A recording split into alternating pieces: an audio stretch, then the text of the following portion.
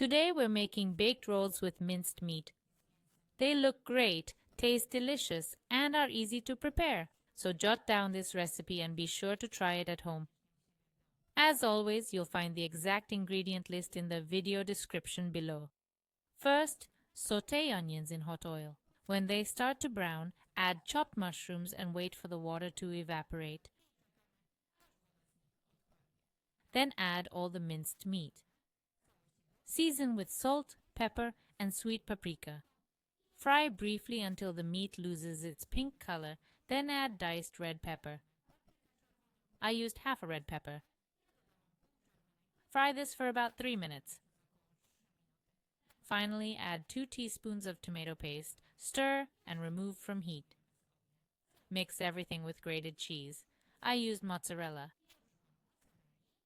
Cut a French baguette in half.